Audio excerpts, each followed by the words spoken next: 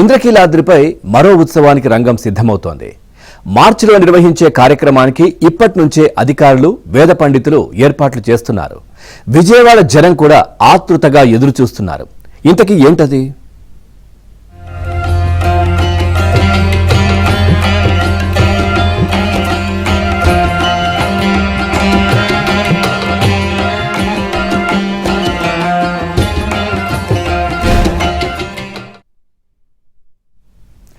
హిందూ ధార్మిక సంప్రదాయాల్లో అత్యంత పవిత్రమైన, అత్యంత అరుదైన ఆధ్యాత్మిక క్రతువుగా భావించే మహాకుంభాభిషేకం కార్యక్రమానికి విజయవాడలోని ఇంద్రకీలాద్రి శ్రీ దుర్గా మల్లేశ్వర స్వామి దేవస్థానం సిద్ధమైంది. ప్రతి 12 సంవత్సరాలకు ఒక్కసారి మాత్రమే నిర్వహించే ఈ మహాపర్వం మార్చి 6, 7, 8 తేదీల్లో అత్యంత వైభవంగా జరగనుంది.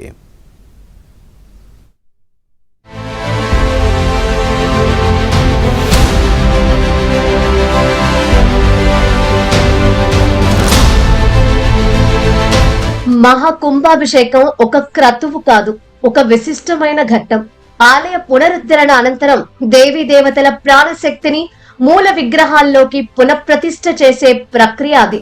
మంత్రోచ్చారణలు, యాగాలు, హోమాల ద్వారా ఈ ప్రక్రియను పూర్తి చేస్తారు. కుంభం అంటే ఆలయ గోపురం, అభిషేకం అంటే పవిత్ర జలాలతో స్నానం చేయించడం. ఆలయ గోపురాలు, విమానాలు, కలశాలకు అత్యంత పవిత్ర జలాలతో అభిషేకం చేసి గుడికి నూతన దివ్య శక్తిని ప్రసాదించే ప్రక్రియను మహాకుంభాభిషేకం అంటారు.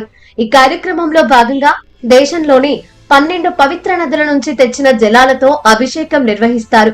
గంగా, యమున, గోదావరి, కృష్ణ, కావేరీ నదుల జలాల సమ్మేళనంగా నిర్వహించే ఆధ్యాత్మిక అపూర్వ అనుభూతి ఇది. మహాకుంభాభిషేకం అనేటువంటిది 12 సంవత్సరాలకు ఒకసారి చేసేటువంటి ఒక వైదికమైనటువంటి క్రియాకలాపం. అది ఈ కార్యక్రమంలో మనకి పుష్కరాలు చేసేటువంటి నదులు గంగా, యమున, కావేరి, తుంగభద్ర, ఇట్లాంటి మొత్తం సింధు నది, ఈ 12 నదుల నుంచి తీర్థాలన్నింటినీ కూడా సేకరించి వాటిని హోమ కార్యక్రమాలు, దీనికి తోడు యజ్ఞాలు చేస్తారు. ఈ 12 రోజులు హోమ కార్యక్రమం జరుగుతుంది.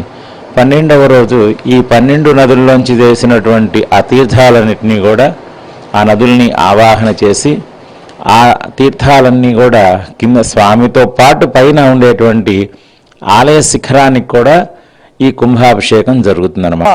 గ్లాండ్గా మన విజయవాడలో పుస్తకాలు జరుగుతాయండి.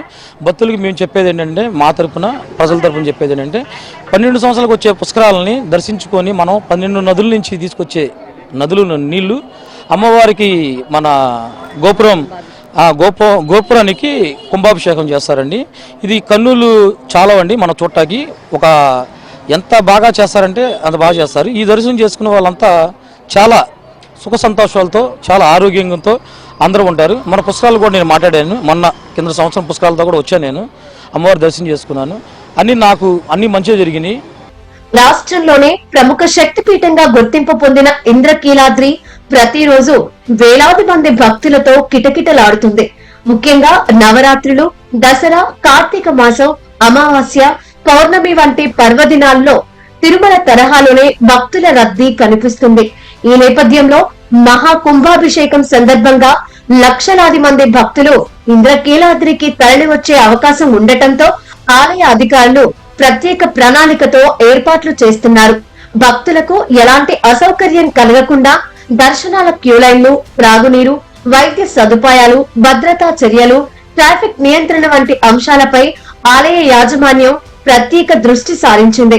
విజయవాడ నగరమంతా భక్తి శ్రద్ధలతో నిండిపోయేలా విస్తృత ఏర్పాట్లు కొనసాగుతున్నాయి. అమ్మవారికి 12 నదుల నుంచి నీరు తీసుకొచ్చి అభిషేకం చేసి మహాకుంభాభిషేకం పూర్తిగా మంచిగా భక్తి శ్రద్ధలతో చేస్తారు. అది చూడటానికి మేము అమ్మవారిని దర్శనం చేసుకోవడానికి ఆ కుంభాభిషేకం అప్పుడు మళ్ళీ మేము వస్తాము. అమ్మవారు ఏది మొక్కుకున్నా మాకు జరుగుతుంది. అమ్మవారిని తలుచుకొని ఏ పనైనా చేస్తాము. అందులో విజయవాడ కనకదుర్గమ్మ అంటే ఎంతో పవర్, అందరికీ తెలుసు. నుంచి ఈ ఊరు పుట్టిన ఊరు అన్నమాట. కనకదుర్గ అంటే మాకు చాలా సన్నిహితం, చూడకుండా వెళ్ళలేము. మార్చి 6, 7, 8 తారీఖుల్లో ఎన్ని నదులు మహాకుంభాభిషేకం అమ్మవారికి జరుపుతారట. 12 నదుల నుంచి నీరు తీసుకొచ్చి అభిషేకం చేస్తారు. ఆ అభిషేకానికి అందరూ రావాలని కోరుకుంటున్నాం. మేము కూడా తప్పకుండా వచ్చి అమ్మవారి అభిషేకం కనులారా తిలకించి ఆనందం పొందాలని ఆలోచిస్తున్నాం.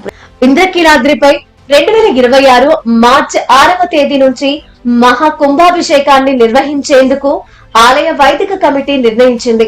దేవస్థాన ఆచార్యులు, దుర్గగుడి వైదిక కమిటీ, ప్రధాన అర్చకులు, వేద పండితులు మహా కుంభాభిషేక మహోత్సవ తేదీలను ఖరారు చేశారు.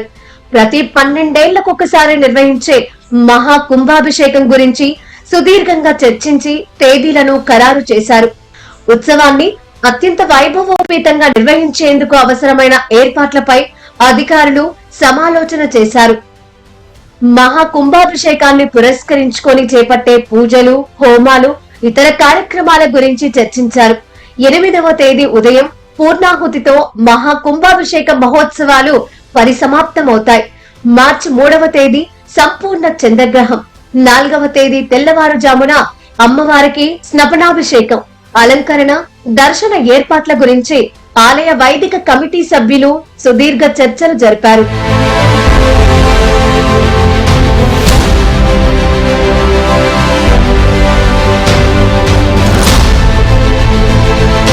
ఈ మహా కుంభాభిషేకాన్ని కంచి కామకోటి పీఠాధిపతి ఆధ్వర్యంలో నిర్వహించనున్నారు.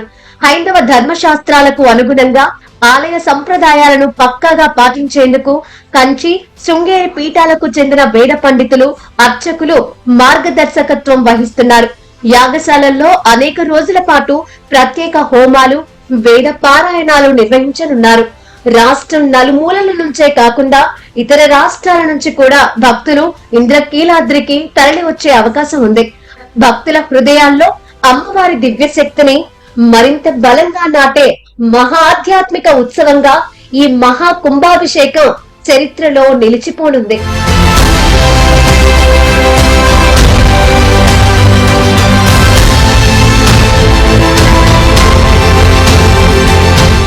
ఇంద్రకీలాద్రి అమ్మవారి ఆలయంలో మహాకుంభాభిషేక కార్యక్రమం జరగబోతుంది.